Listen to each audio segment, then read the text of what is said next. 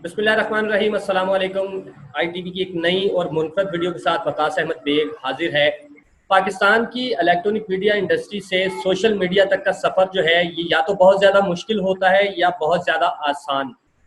इसी social media के सफ़र पर आजकल कराची से ताल्लुक़ रखने वाली माहम हैं जो कि खुफिया प्रोग्राम की न्यूज़ ना सिर्फ बड़ी बड़ी उन्होंने ब्रेक की, उस खुफिया प्रोग्राम के ज़रिए से बहुत से जराइम से पर्दा भी उठाया।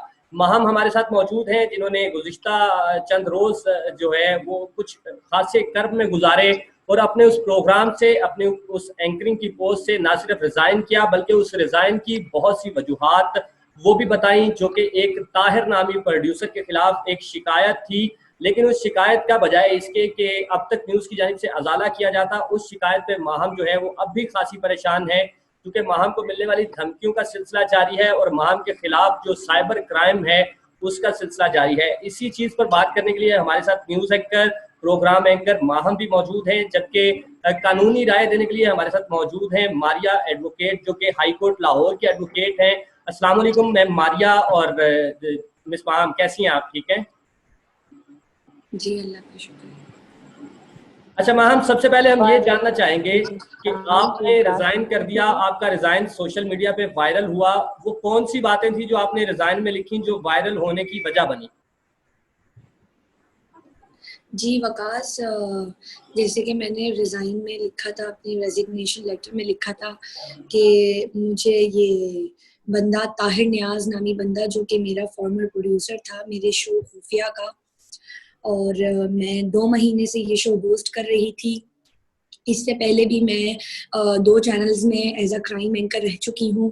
जी एक्सप्रेस न्यूज़ में मैं जुर्म कहानी करती थी और हेल्थ टीवी में मैं हेल्थ क्राइम करती थी। लेकिन आज तक ऐसी कोई मुश्किल पेश मुझे नहीं आई, ना मेरे कभी किसी से इस तरीके की कोई बहस हुई, ना कुछ। लेकिन जब मैं यहाँ पे आई 2 महीने पहले की बात है, तो 1 महीने तक सब कुछ ठीक रहा।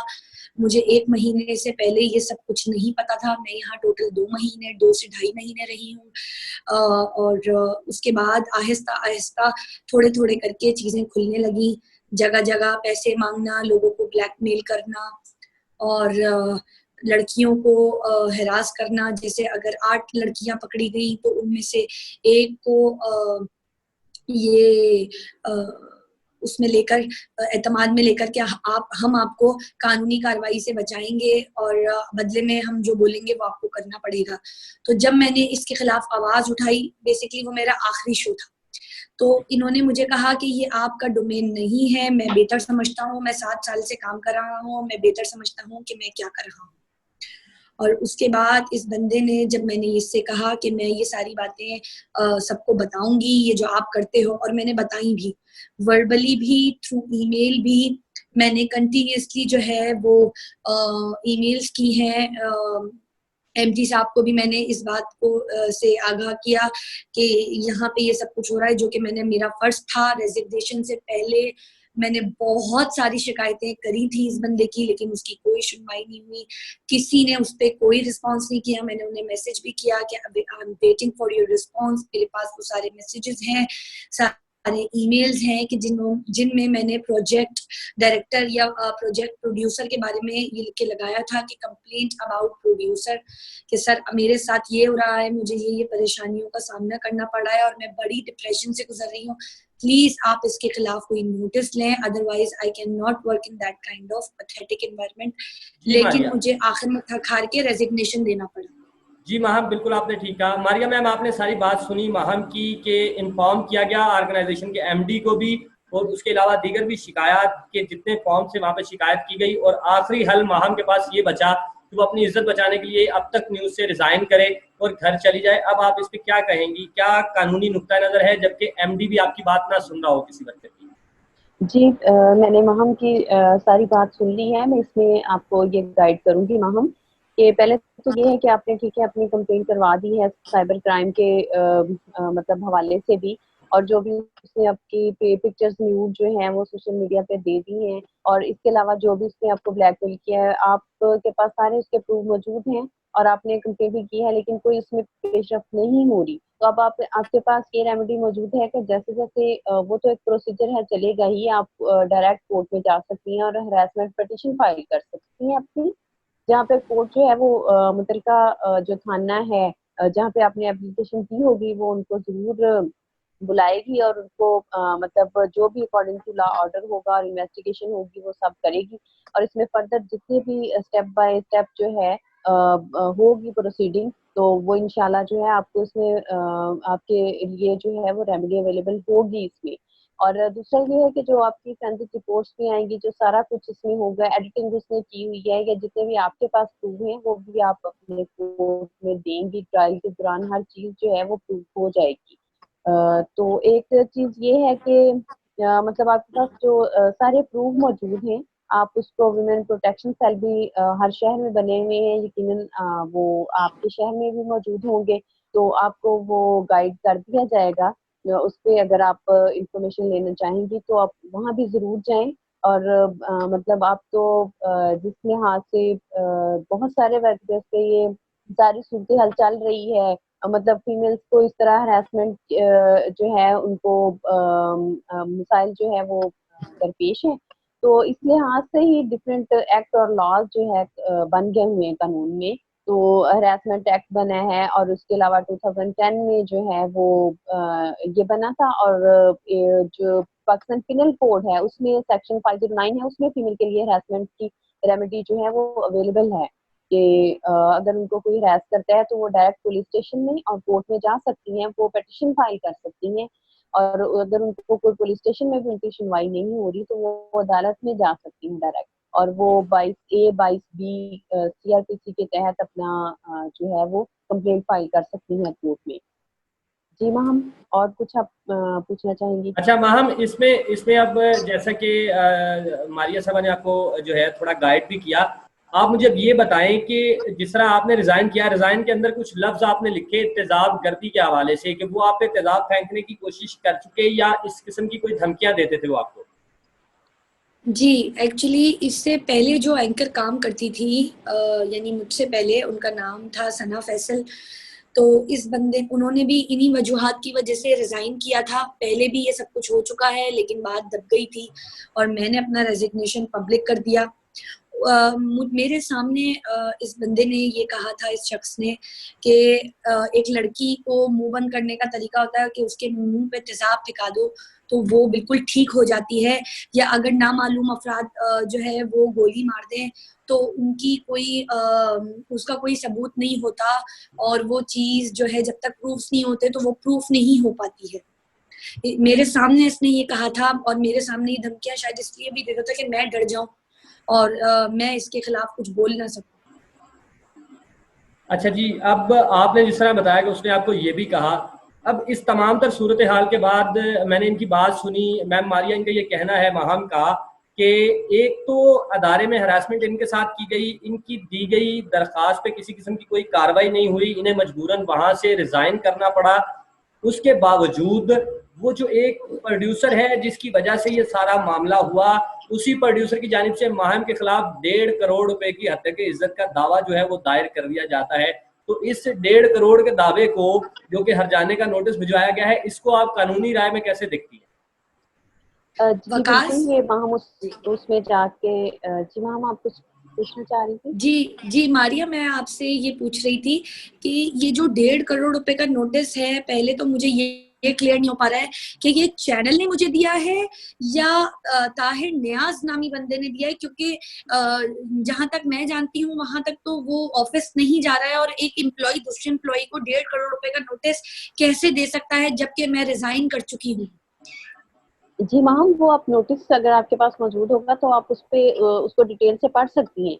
पर्सनली मेरे पास उसने आपको ये जी मेरे उसने पास वो पर्सनली नोटिस आपको नहीं ये मतलब ये आपके खिलाफ फाइल किया है डेफिनेशन, या फिर इदारे की तरफ से उसने किया है? वो पर्सनली भी कर सकता है कि मतलब ये कानून में रेमेडी मौजूद होती है, लॉ भी मौजूद है कि अगर किसी को अपनी जो शोहरत का खतरा हो, कोई इदारा है या कोई इन पर्सन है, तो वो खुद भी ये फाइल कर सकते हैं। तो उसने कर दिया है, इसका कोई ऐसा इशू नहीं है। लेकिन आप उसमें पेश हो सकती हैं, उसको कंटेस्ट कर सकती हैं कि मतलब ये मेरा इनके साथ ऑलरेडी इशू चल रहा है, तो इसके जो रिबर्टल में इस बंदे ने मुझे ब्लैकमेल करने के लिए सारा कुछ किया है।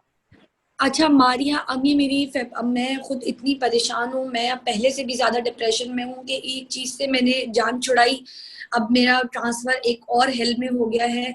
तो अब ये मेरी फैब्रिकेटेड पिक्चर्स वायरल कर रहा है, मैं वो नहीं हूँ। मैं सबसे ये सबको बताना चाह रही हूँ आपके साथ-साथ कि मेरी पिक्चर्स वायरल कर रहा है। ये मुझ पे बहतान लगा रहा है कि मेरे आदिल अब्बासी से पता नहीं मेरा कोई अफेयर है। तो मैं तो आज तक उनसे मिली नहीं हूँ और पता नहीं मेरे घर वालों के मेरी कैरेक्टर असैसिनेशन, तो क्या इनके पास उस बात का सबूत है? मैं साइबर क्राइम से भी अपील करना चाहूंगी कि मैं ऑलरेडी जो है वो अपनी कंप्लेंट फाइल कर चुकी हूँ कि वो थोड़ा स्पीडी जो है वो इन्वेस्टिगेशन हो उस बात पे, क्योंकि मैं, मेरी पूरी फैमिली, हम लोग जो है वो इस चीज से गुजर रहे हैं कि ये मेरी पिक्चर्स वायरल कर रहा है। वो मैं नहीं हूँ, वो फैब्रिकेटेड पिक्चर्स हैं, वो एडिट की हुई है, उन सारी चीजों की फोरेंसिक होनी चाहिए। मैं ऑलरेडी बहुत डिप्रेशन में हूँ। ये बंदा मुझे कंटिन्यूअसली ब्लैकमेल कर रहा है। इसने मेरे सामने ये बात कही थी कि लड़कियों के मुंह पे तेजाब फेंका देना चाहिए तो वो ठीक हो जाती है। मेरी जान को भी बहुत ज्यादा खतरा रहा है इस आदमी से। ये बहुत क्रिमिनल माइंड आदमी है। ये पहले भी जी पिछली महम, 2 एंकर्स के साथ भी मैं कर चुका है। आपकी मेरी बात सुनिए, मैं आपकी बात सुन भी चुकी हूँ, और ये हमारे मुआशरे का ये बहुत बड़ा अलमिया है कि इस तरह के केसेस आए रोज हमें सुनने में आते हैं। हम डील करते हैं ऐसे केसेस को। बहुत सारी रेमेडी कानून में जो है मौजूद होती हैं, अवेल भी करते हैं, हम लोगों को रिलीफ लेके भी देते हैं। जी आप हरासमेंट पिटीशन फाइल कर सकती हैं कोर्ट में इसके खिलाफ कि आपको इससे जान का खतरा है। फिर एक तो ये रेमेडी मौजूद है, फिर दूसरी रेमेडी आपके पास जो है वो आप साइबर क्राइम में जा सकती हैं इसके खिलाफ। वो आप चली गई हुई हैं, आपने चूंकि वो जी भी चांस अवेल किया है, तो उसका जी भी जो प्रोसीजर है वो इंशाल्लाह स्पीडीली हो जाएगा।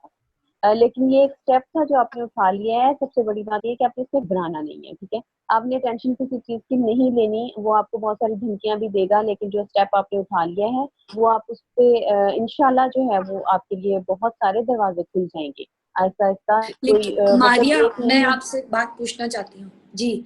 ये जो मैं इन लोगों की बातों में नहीं आई और मैंने जो है वो इनके साथ हराम नहीं खाया और इनसे इनसे हैरास नहीं हुई, तो ये मुझे उन बातों की सजा मिल रही है। मैं इतना मुझे मेरी तजलील की जा रही है, मुझे मेरी पिक्चर्स वायरल की जा रही है। मैं आपसे भी, आप एक औरत है, मेरी बात समझ सकती है कि एक औरत के लिए इज्जत कितनी बड़ी बात होती है। मतलब जितने लोग देख रहे होंगे वो शायद समझ रहे होंगे कि ये मैं हूँ। हम आप ये बात ये है कि वो जो उसने करना था वो उसका ज़र्फ था ना, वो उसने कर दिया। यही तो हमारे माशरे का अलमिया है। मैं आपको यही तो बात बता रही हूँ कि आए रोज जो है ओनर हैं या जो भी होते हैं वो अपने एम्प्लॉइज के साथ इस तरह के अगर सूरत हाल फीमेल के साथ कर रहे हैं, तो इस बात से अब ठीक है, ये परेशानी वाली बात है। इस फेज से आपको गुजरना पड़ेगा। आपने बहुत बड़ा समझे कि इसको डील करके और अपने स्टेप उठाने हैं जो आपको उठाने पड़ने हैं। एज अ फीमेल हम भी एक मुआशरे में रहते हैं, मेल डोमिनेट सोसाइटी है। बिल्कुल मैं आपकी भी बात ऐसे दुरुस्त है। बिल्कुल आपकी बात दुरुस्त है मारिया कि हम भी वाकई इसी माशरे में रहते हैं और इस तरह की बहुत सी चीज़ें रूटीन में आप कानून के फेस हवाले से करनी अदालतों के पड़ती हैं। अंदर देखते रहते हैं और हम इनके किसी पास तरह से। हैरासमेंट कमेटी नहीं है। इनके बिल्कुल इनके मैं चैनल में हैरासमेंट कमेटी मारिया भी नहीं है। माहम, मैं आपसे ये पूछना चाह रहा हूँ कि आपके ऊपर जो जैसा आपने लिखा कि आपने बताया भी कि बहतान लगाया जा रहा है ना सिर्फ आदिल अब्बासी का बल्कि एयरवाई न्यूज़ के प्रोग्राम एंकर वसीम बदामी का, और इसके साथ साथ आपके ऊपर इल्ज़ाम लगाया जा रहा है उस शख्स की जानिब से कि पाकिस्तानी फिल्म स्टार शान के साथ जो हैं वो भी आपके मरासम हैं। तो क्या इस हवाले से आपने वसीम बदामी, आदिल अब्बासी या शान से रब्ता करने की कोशिश की है? मैंने बिल्कुल अभी तक राब्ता नहीं किया है उनसे। और जिनका ये नाम ले रहा है, जिनके भी आपने मुझे जो तीनों नाम लिए हैं, आदिल अब्बासी, वसीम बादामी और शान, ये हमारे मुल्क के बहुत बाइज्जत एंकर्स हैं, सेलिब्रिटीज हैं और बहुत बाइज्जत लोग हैं। जी और आपको चाहिए कि इन मामले में आप उनका भी एक मौक़िफ़ लें। कि ये उनकी वो भी इज्जत को डिस्ट्रॉय किया जा रहा है मेरे मुझसे नाम लेके। मैं आज तक मिली नहीं हूँ इन लोगों से। और ये जैसे आदिल अब्बासी का इस शख्स ने मुझ पे इल्जाम लगाया कि मैंने आदिल अब्बासी के मेरे साथ कोई अफेयर है। मैं आज तक आदिल अब्बासी से मिली नहीं हूँ, मैं उनको जानती नहीं हूँ, उनका मेरे पास नंबर नहीं है, ना वो मुझे जानते हैं। तो ये जो बेबुनियाद इल्जाम लगाया जा रहा है, तो आपको इनका भी मौकिफ लेना चाहिए कि क्या इनके पास कोई सबूत है, और आप उनसे भी राब्ता कर सकते हैं, आदिल अब्बासी से भी, कि क्या उनका और मेरा कोई अफेयर है, या वो मुझसे कभी मिले भी हैं, या वो मुझे जानते हैं। आपको उनका भी और इस शख्स से भी आप राब्ता करें, इससे पूछें कि ये जो बेबुनियाद इल्जाम एक लड़की की किरदार कशी कर रहा है, क्या उसके पास इसका कोई प्रूफ है, कोई सबूत है। तो मैं कहूंगी कि वो सामने आए, वो प्रूफ दे, कोई एक प्रूफ भी दे कि मेरा इनसे, इन तीनों में से किसी एक आदमी से भी अफेयर है। जी बिल्कुल। अब हम इख्तिताम की तरफ जाएंगे। मैं हम आपसे ये पूछूंगा, कानूनी राय देने के लिए हमारे पास एडवोकेट मारिया साहबा मौजूद हैं। आपसे मैं इख्तिताम पे ये पूछना चाहूंगा कि अभी तक इस तमाम मामले के बाद किसी मीडिया पर्सन की जानिब से, पुलिस की जानिब से या किसी और फर्द की जानिब से किसी किस्म की सुलह की पेशकश या सुलह की कोशिश की गई है? माजरत जी बिल्कुल, जी बिल्कुल। मुझसे पहले ऑफिस में राब्ता किया गया था एक इंसान ने, और उन्होंने मुझसे सुलह के लिए कहा था। मेरे पास वो मैसेजेस हैं, सब कुछ है जो उन्होंने मुझे, और मैं अपने फादर के साथ फिर वहां गई थी, और मैंने उन्हें बहुत क्लियर बता दिया था कि मैं आप लोगों के साथ काम नहीं कर सकती, क्योंकि आप लोग इस शख्स को नहीं निकाल रहे हैं। वो आज भी उस इदारे में मौजूद है, आज भी वो वहां है। मैं रिजाइन कर चुकी हूँ, लेकिन वो शख्स आज भी वही है। मैं तीसरी एंकर हूँ, मैं फिर आपको बता रही हूँ, मैं तीसरी एंकर हूँ जो वहां से जा रही है सेम शो। और पहले भी इस बात की कोई सुनवाई नहीं हुई, ना इस दफा हुई, और बस हर कोई रिजाइन करता है और चला जाता है। मुझसे पहले सना फैसल थी, उन्होंने भी रिजाइन किया था। अब मैं हूँ, मैं रिजाइन करके चली गई, लेकिन वो शख्स अभी भी इदारे में है। मुझे नहीं पता उसे कौन सपोर्ट कर रहा है, क्या है। ये 1.5 करोड़ का नोटिस कोई एक एम्प्लॉय तो एम्प्लॉय को दे ही नहीं सकता। आप किस बात का मुझे, सॉरी आपकी बात काट रही हूँ, एक बात आप मुझे प्लीज थोड़ी सी बता दें कि जो आपने रेजिग्नेशन लिखा है वो आपने उसमें क्या कॉज लिखी है कि आप क्यों रिजाइन कर रही हैं? कि मुझे मैं कंटिन्यूअसली आपके साथ, वैसे तो बहुत लॉन्ग रेजिग्नेशन है, मैं आपको थोड़ा शॉर्ट करके बता देती हूँ मारिया। मैंने उसमें पहली वो लिखी थी कि पहले मैंने आपको कंटिन्यूअसली सर ईमेल्स की, वर्बली भी, वाया ईमेल भी, आपने उसका कोई रिएक्शन नहीं दिया। लिहाजा बड़े ही अफसोस के साथ मैं आपके इदारे से जा रही हूँ, इस अफसोस को लेके कि मैं हैरास हुई हूँ यहाँ पर। मैं मजीद हैरासमेंट का शिकार नहीं होना चाहती, और ना मैं लोगों से हराम मांग कर खा सकती हूँ, जगह जगह ब्लैकमेल में नहीं कर सकती। और मैं आपसे शिकायत कर चुकी थी, लेकिन सर आपने विद ड्यू रिस्पेक्ट आपने उस बात की कोई सुनवाई नहीं की। लिहाजा बड़े अफसोस के साथ मैं जा रही हूँ। मैंने ये चीजें वजूहात लिखी थी। जी ठीक है मैम, मैंने आपकी सारी बात सुन ली है। अब मैं आपको ये बताना चाहूँगी कि जो स्टेप आप ऑलरेडी ले चुकी हैं साइबर क्राइम का, आप पिटीशन भी एक फाइल करें और कोर्ट में जाएं, अदालत का दरवाजा खटखटाएं। आपके लिए बहुत सारे जो है यहाँ पे खुले हैं दरवाजे, और आपके पास जो है वो बहुत चांस भी है कि आप इस जो है इंसान को वो जरूर सजा दिलवा सकती हैं। आपके पास सारी इस बंदे ने मुझे धमकियां दी कि मैं तुम्हारा करियर बर्बाद करवा दूंगा। ये वहां जहां जहां मैंने काम किया है वहां मेरी किरदार कशी कर रहा है। लोगों को मेरे बारे में, मेरे घर वालों के बारे में इसने मुझ पे इल्जाम लगाया, मेरे भाई पे। मेरा भाई बहुत छोटा है। चीजों से डर के बैठ जाएंगी तो जो स्टेप आपने मैं बिल्कुल नहीं डर रही। मैं बिल्कुल और वो तो ये करेगा, उसने अपनी हद तक जाना है। और वो अभी आप ये शुरुआत है, अभी देखें कि वो खुद ही इस जाल में फंसता चला जाएगा। वो जो आपको ईमेल्स कर रहा है, फोन के जरिए जो कुछ कर। जी मारिया, मैं आपकी बात बिल्कुल समझ गई हूँ। इसने बस जो भी मेरे पे इल्जाम लगाना है, मैं बस चाहती हूँ कि जो भी ये कर चुका है उन सारी चीजों की फोरेंसिक हो, उन सारी चीजों का जो है वो नोटिस लिया जाए। होगी मैम, जरूर होगी। आप पिटीशन फाइल करें, ठीक है। आप मतलब लीगल एड लें, अपना काउंसिल हायर करें। मैं ले चुकी हूँ ये स्टेप। जी मारिया, वो बिल्कुल आपको प्रॉपर गाइड करेंगे।